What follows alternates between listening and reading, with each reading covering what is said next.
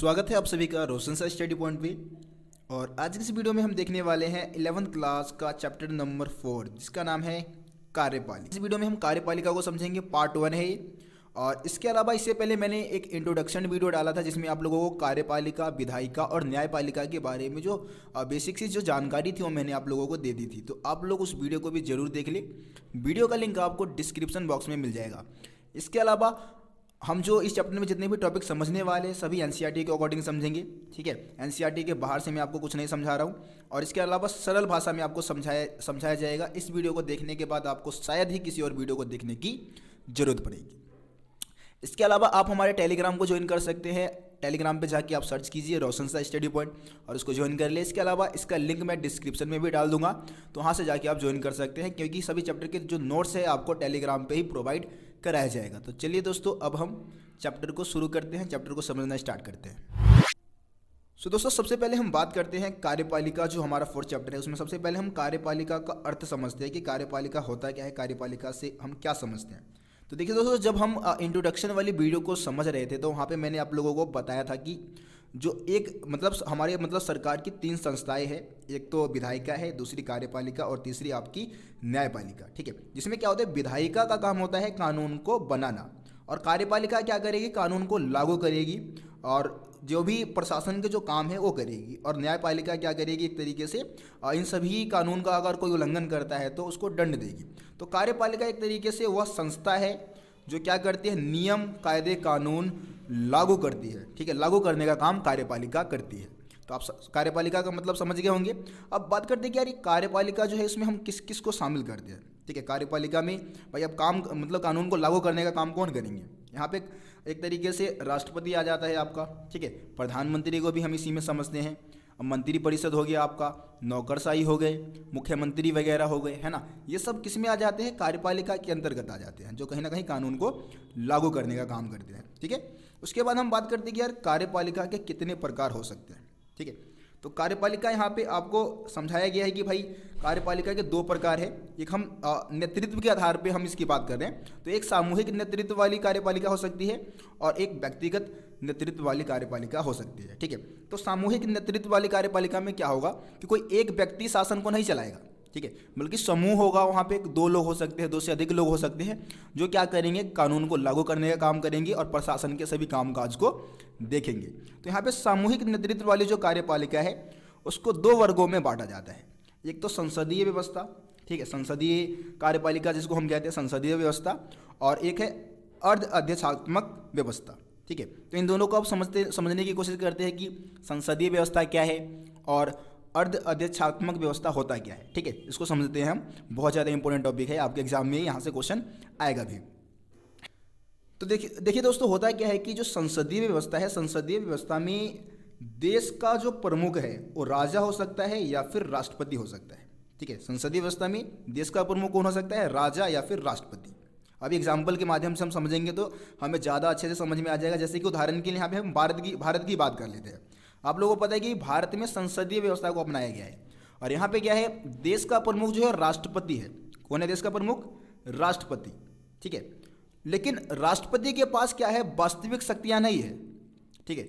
वास्तविक शक्ति का इस्तेमाल कौन करता है, प्रधानमंत्री। यानी कि सरकार का प्रमुख तो भाई प्रधानमंत्री है, लेकिन राष्ट्रपति एक तरीके से देश का प्रमुख होने के बावजूद भी अपने पावर का इस्तेमाल नहीं करता है, भारत की बात करें तो, ठीक है। तो यहाँ पे अगर आप देखें तो भाई सरकार का प्रमुख कौन होगा, प्रधानमंत्री होगा, लेकिन देश का प्रमुख किसको माना जाएगा, राष्ट्रपति को या फिर राजा को माना जाएगा। ये होता है संसदीय व्यवस्था में।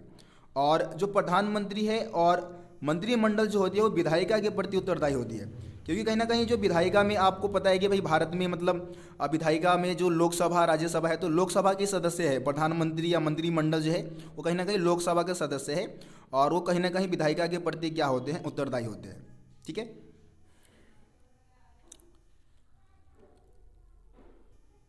और जो प्रधानमंत्री होगा वो बहुमत दल का नेता होगा, ठीक है ना। बहुमत दल जो होता है उसी में से चुना जाता है प्रधानमंत्री को, तो प्रधानमंत्री बहुमत दल का नेता होता है।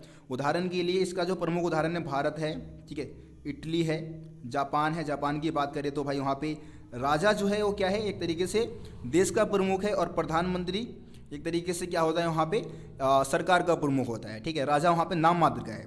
इसी तरीके से आप इंग्लैंड की बात कर सकते हैं। इंग्लैंड में क्या है, महारानी जो है वहाँ की महारानी एलिजाबेथ की बात कर सकते हैं, एलिजाबेथ द्वितीय की आप बात कर सकते हैं। क्या है, नाम मात्र की है, लेकिन वास्तविक शासन वहाँ पे कौन चलाता है, प्रधानमंत्री चलाता है। तो ये संसदीय व्यवस्था में होता है। पुर्तगाल की आप बात कर सकते हैं। तो ये ऐसे देश है जहाँ पे संसदीय व्यवस्था को अपनाया जा रहा है। तो संसदीय व्यवस्था में राष्ट्रपति या राजा देश का प्रमुख है, लेकिन सरकार का प्रमुख कौन होगा, प्रधानमंत्री होगा। अब हम बात करते हैं अर्ध अध्यक्षात्मक व्यवस्था में क्या होता है। तो इस व्यवस्था में क्या होगा, देश का प्रमुख राष्ट्रपति होगा, ठीक है, देश का प्रमुख कौन होगा, राष्ट्रपति होगा, लेकिन सरकार का प्रमुख कौन होगा, प्रधानमंत्री होगा, ठीक है। देश का प्रमुख तो भाई राष्ट्रपति है, लेकिन सरकार का प्रमुख कौन है, प्रधानमंत्री है। और प्रधानमंत्री क्या होता है, मंत्रिमंडल के प्रति और विधायिका, जो विधायिका है उसके प्रति उत्तरदायी होगा।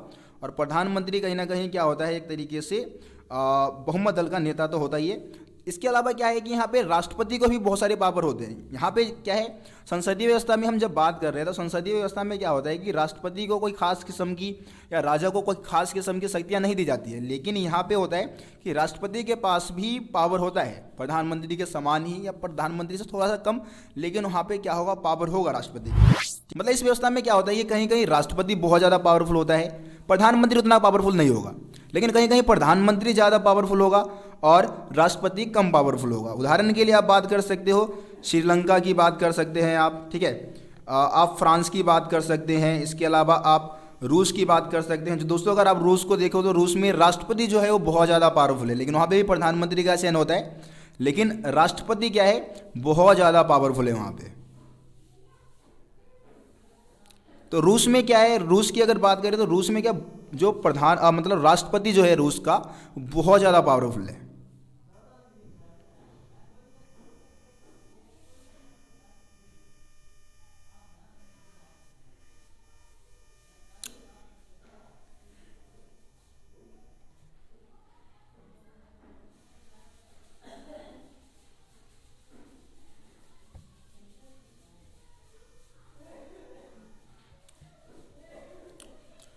दोस्तों अब हम बात करते हैं एक व्यक्ति के नेतृत्व वाली जो कार्यपालिका होती है उसकी क्या विशेषता होती है, क्या खास बात है एक व्यक्ति के नेतृत्व वाली कार्यपालिका की, जिसको हम बोलते हैं अध्यक्षात्मक शासन व्यवस्था, ठीक है, अध्यक्षात्मक कार्यपालिका जिसको हम बोलते हैं।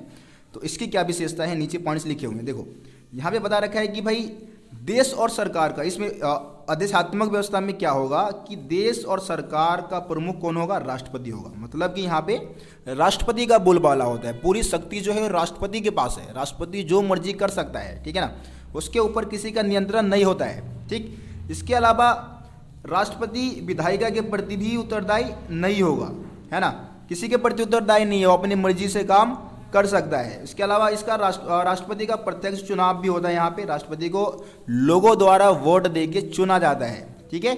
और उदाहरण आप इसका बता सकते हैं, ब्राज़ील, अमेरिका बता सकते हैं, लैटिन अमेरिका के बहुत सारे जो देश है वहाँ पे ऐसी व्यवस्था अपनाया गया है। तो यहाँ पे आप अगर अमेरिका की बात कर ले तो जैसे कि आप जो बाइडन है ना, वो राष्ट्रपति है वहाँ के और बहुत ही ज़्यादा पावरफुल है, उनके ऊपर किसी का भी नियंत्रण नहीं है, अपनी मर्जी से वो काम कर सकते हैं, बहुत ज़्यादा पावरफुल ऐसे देश में राष्ट्रपति, मतलब अध्यक्षात्मक व्यवस्था में राष्ट्रपति का बोलबाला होता है, पूरी पावर जो है वो राष्ट्रपति के पास ही होता है।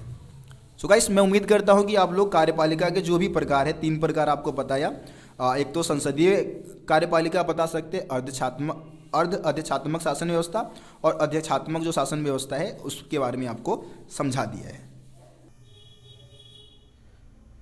दोस्तों अब हम समझते हैं कि भारत में संसदीय कार्यपालिका को क्यों अपनाया गया है, ठीक है। आपको पता है कि भारत में संसदीय कार्यपालिका को अपनाया गया है जिसमें प्रधानमंत्री पावरफुल होता है ना, राष्ट्रपति की तुलना में। तो ऐसा हमारे देश के जो भी मतलब संविधान निर्माता थे उन्होंने ऐसा क्यों किया, भारतीय शासन प्रणाली में संसदीय व्यवस्था को ही क्यों अपनाया गया। तो हमारे जो भी संविधान निर्माता थे, ठीक है, हमारे जो भी संविधान निर्माता थे, जो भी संविधान की निर्माण कर रहे थे, वो मतलब ऐसी सरकार चाहते थे जो कि जनता, हमारे देश की जो आम नागरिक है उसकी अपेक्षाओं को, उनकी जो मांगे हैं, उनकी जो डिमांड है, उनकी जो संवेदनाएं है ना, उनको समझे और जनता के प्रति उत्तरदायी रहे, है ना। इसीलिए उन्होंने क्या किया, संसदीय कार्यपालिका के स्वरूप को अपनाया। और आपको पता है कि भाई जब मान लो कि अगर हम अध्यक्षात्मक शासन प्रणाली को अपनाते, आदेशात्मक कार्यपालिका को अगर अपनाया जाता तो राष्ट्रपति के पास सारी शक्तियाँ होती, है ना। इसमें मतलब एक तरीके से व्यक्ति पूजा का जो महत्व था वो बढ़ जाता। व्यक्ति की पूजा, एक व्यक्ति की पूजा हो, एक उसी को भगवान माना जाता, सारा कुछ वही होता है ना। तो व्यक्ति पूजा का खतरा उत्पन्न हो जाता कहीं ना कहीं। इस कारण से हमने क्या किया, संसदीय व्यवस्था को अपनाया, है ना। संविधान निर्माता एक ऐसी सरकार चाहते थे जो कि मतलब शक्तिशाली कार्यपालिका हो, और इसके अलावा किसी व्यक्ति की पूजा पर क्या करे, अंकुश लगाए, किसी एक व्यक्ति को ज़्यादा महत्व ना दिया जाए, ठीक है। इसके अलावा संसदीय व्यवस्था में आपको पता है कि भाई कार्यपालिका क्या होता है। कार्यपालिका आपको पता है, कार्यपालिका में राष्ट्रपति, प्रधानमंत्री सभी आ जाते हैं, मंत्री परिषद जो भी है, मंत्रिमंडल है, सब आ जाते हैं। तो कार्यपालिका क्या होता है, विधायिका, यानी कि विधायिका में आपको पता है विधायिका के जो सदस्य हैं वो जनता द्वारा चुने जाते हैं। तो विधायिका और जनता के मतलब प्रति क्या होता है, एक तरीके से कार्यपालिका उत्तरदायी होता है, जनता के प्रति उत्तरदायी होता है, जनता के लिए ही काम करता है कहीं ना कहीं, ठीक है। और इस व्यवस्था में क्या होता है कि राष्ट्रीय स्तर की भी सरकार होती है और प्रांतीय स्तर यानी कि हर एक राज्य में भी अपनी सरकार होती है, ठीक है। जैसे कि राज्य स्तर की अगर आप बात करेंगे तो भाई अगर हम केंद्रीय स्तर की बात करें तो एक तरीके से राष्ट्रपति क्या है, यहाँ पे नाम मात्र का प्रधान होता है, पूरी शक्ति प्रधानमंत्री मंत्रिपरिषद के साथ मिलकर इसका इस्तेमाल करता है। इसके अलावा अगर राज्य के स्तर की बात करें तो केंद्र के स्तर की हो गया है, ये चीज़ हमने केंद्र के स्तर की बात की। अगर राज्य के स्तर की अगर हम बात करें तो राज्य के स्तर पे राज्यपाल होते हैं, ठीक है। राज्यपाल हो गया आपका, मुख्यमंत्री हो गए, और ये सब मिलके क्या करते हैं, मंत्रिपरिषद वहाँ पे भी होता है, मुख्यमंत्री की मतलब मंत्रिपरिषद होता है, जो मिलके क्या करते हैं, राज्य की शासन व्यवस्था को चलाते हैं, ठीक है। इस बात को आप समझिए। अब आपको पता है कि भाई जो मतलब राष्ट्रपति है वो तरीके से क्या है, एक तरीके से राष्ट्रपति की जो शक्तियाँ है वास्तविक रूप में कौन इस्तेमाल करता है, प्रधानमंत्री करता है मंत्रिपरिषद के माध्यम से, ठीक है। और राष्ट्रपति का जो चुनाव है वो कितने वर्ष के लिए किया जाता है, 5 वर्ष के लिए अप्रत्यक्ष रूप से। जनता सीधे, भारत में राष्ट्रपति का चुनाव जो है उसकी प्रक्रिया में जनता सीधे रूप से भाग नहीं लेती है, बल्कि अप्रत्यक्ष रूप से जो जनता के चुने हुए जो सदस्य हैं, मतलब जो सांसद होते हैं, जो भी विधायक होते हैं, वो सब मिलकर क्या करते हैं, राष्ट्रपति को चुनने में अपना योगदान देते हैं।